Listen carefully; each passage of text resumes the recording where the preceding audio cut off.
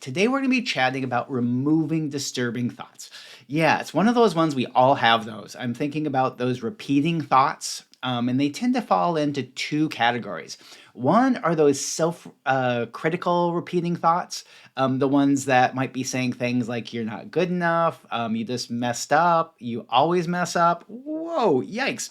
And then the other ones are ones when we just like either had a disturbing experience, you experience something and you keep like playing it over in the back of your mind, or you see something like disturbing on the news, internet, social media, ugh, and then that just keeps playing in the back of your mind.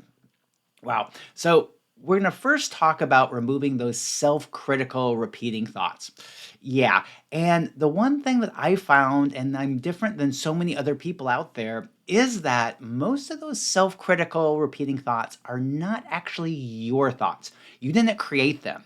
They're ones that you were told when you were younger, when you were probably really young, and then an adult or parent might have said something like, "You're not good enough. You always do that. I can't believe you made that mistake." Ugh, yikes. Yeah.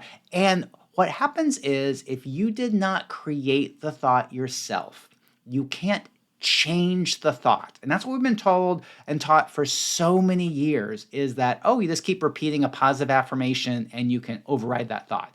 Well, no, you can't change that thought. But the trick is you can kick it out.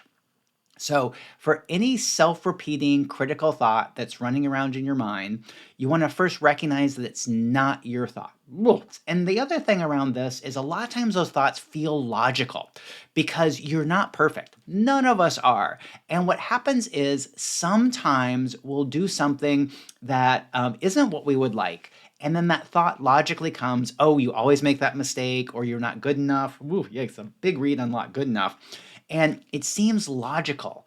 And in some ways, it's logical, but it wasn't your thought in the first place. It's just another way that that thought can sneak in. And so, for any self repeating critical thought, or even any critical thought, you want to just know that, oh, it's not your thought.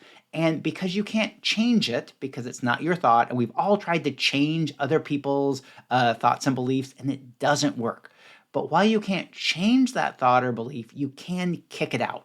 So anytime a self-critical repeating thought comes up, you just want to say, "You're not my thought. You're not my thought. You're not my thought. Get out now. Get out now. Get out now. You must leave now. You must leave now. You must leave now." Do you feel how things got a little bit quieter? Yeah, and the thing around when you're just using words to change something, if you repeat a statement 3 times, it adds a lot more strength, power, and potency to it because it's kind of like you're saying, "I really want this, I really want this, I really want this." Whoa, yikes. Then the other part is when you're just like going along and you just want to get them out quickly, you can just say out, out, out. Ooh. So all the remaining critical thoughts that are running around right now, get out now, get out now, get out now, out, out, out, out, out. Oh, yep. So play around with that, and you can also use the energetic tools I use, basically saying so. All those thoughts, out, out, out, vaporize, liquefy, vaporize, ooh, liquefy, vaporize, liquefy, and that vaporize, liquefy is just getting a little bit of added oomph to help remove those. The other kind of repeating disturbing thoughts that can be is when you just had an experience that didn't go your way and it's constantly repeating in your mind. Ooh, yikes. Yeah, and that happened to me last week, so I so know how it goes. Um, and when that repeating thought is going on, it's kind of going on for a couple different reasons. One, there's a logical reason because your mind wants to protect you for the next time that it might happen. So it wants you to prepare for that next time so you're ready. So this is kind of a survival mechanism, but a lot of times it gets corrupted and just keeps repeating and is making you feel bad for no reason. So, but the first part is if you acknowledge the logical reason and then come up with something that you can do the next time this experience happens or a way to prevent the experience from happening. Um, what you can do is then you're short circuiting that logical reasoning, or you're kind of removing that logical reasoning. So, first part is just to look at what could you do differently to change or shift that experience or situation. And that's going to remove that logical reason for that repeating thing going on in your mind to prepare you for next time. Because if you come up with a reason or come up with some things you can do to prevent it, reduce it in the next time, that removes that reason for constantly repeating it. Awesome. The other thing that can happen is we can experience a disturbing news story, something disturbing on social media. Ooh, yikes. And then that can keep repeating in our minds.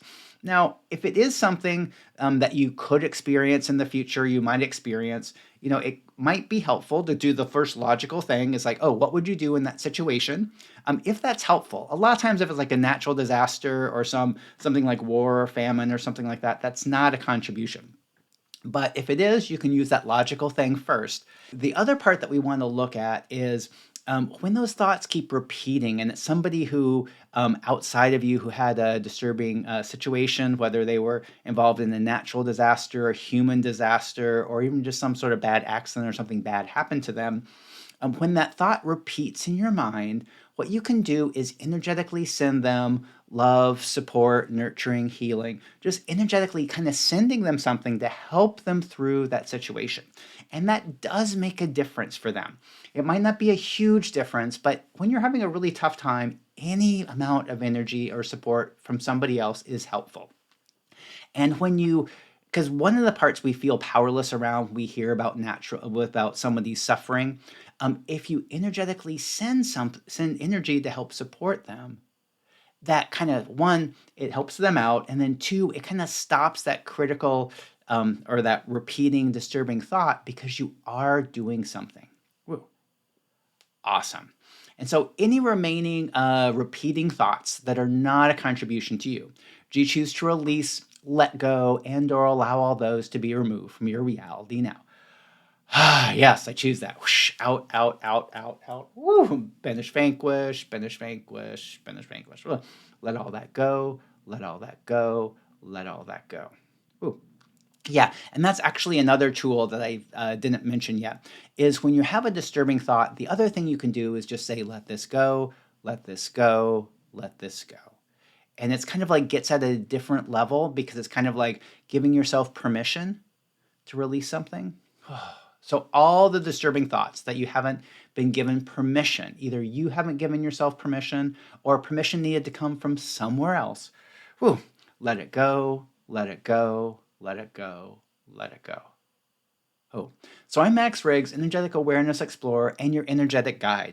And if you're having some disturbing thoughts you're trying to release, or you need any other kinds of energetic help, leave me a comment below or send me an email, and I'm happy to help.